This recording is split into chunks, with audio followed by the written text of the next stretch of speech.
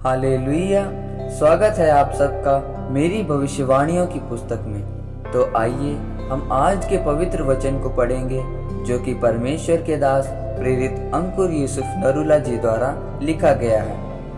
पवित्र बाइबल परमेश्वर की सांस, जैसा कि दूसरा तीमुथियुस अध्याय 3 उसके 16वें और 17वें वचन में लिखा, संपूर्ण पवित्र शास्त्र परमेश्वर की प्रेरणा से रचा गया है और उपदेश और समझाने और सुधारने और धर्म की शिक्षा के लिए लाभदायक है, ताकि परमेश्वर का जन सिद्ध बने और हर एक भले काम के लिए तत्पर हो जाए।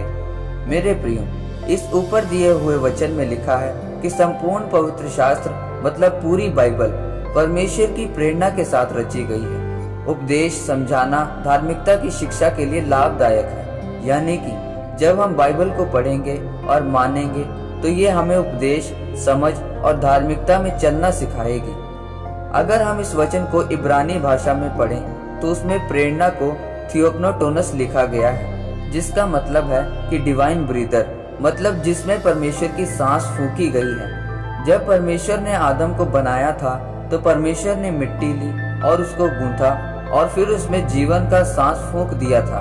तो लिखा है कि जब आदम के अंदर जीवन का सांस फूंका गया तो वह एक जीवित प्राणी बन गया। बाइबल बताती है कि यही शब्द ब्रीदर मतलब फूंका गया।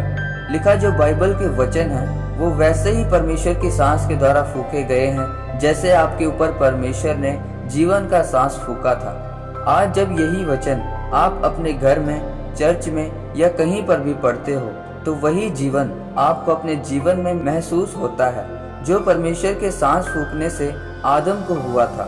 मेरे प्रियो, 2004 में मेरे मसीह में आने के बावजूद, बपतिस्मा लेने के बाद, पवित्र आत्मा पाने के बाद, गैर भाषा पाने के बाद जब मुझे चंगाई नहीं मिल रही थी तो पवित्र आत्मा ने मुझे एक ही बात कही कि तूने बाइबल पढ़नी है। और जब मैंने बाइबल पढ़नी शुरू की तो मेरी जिंदगी में बदलाव आने शुरू हुए, चंगाई मिलनी शुरू हुई, क्योंकि बाइबल का एक एक वचन परमेश्वर की सांस के द्वारा फूंका गया है।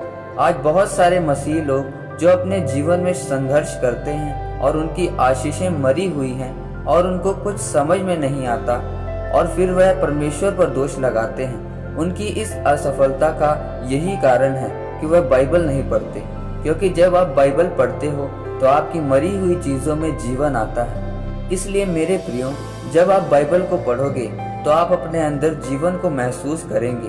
चाहे आप अपने शरीर में कमजोर होंगे, पर जब आप बाइबल पढ़ेंगे तो आप अपने अंदर प्राण, सांस और ताकत को महसूस करेंगे। याद रखें, पवित्र बाइबल परमेश्वर की सांस है, इसलिए बाइबल को रोज पढ़ें ताकि आप शारीरिक और आत्मिक दोनों रीति से जीवित रह सकें। इस वचन के द्वारा परमेश्वर आपको आशीषित करे। आमीन।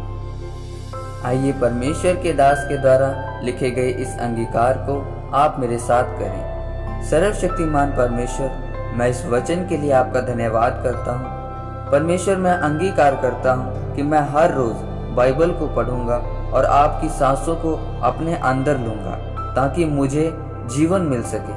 प्रभु यीशु मसीह के नाम में आमीन। परमेश्वर आप सबको आज के वचन के ऊपर मनन करने के द्वारा आशीषित करे। आमीन।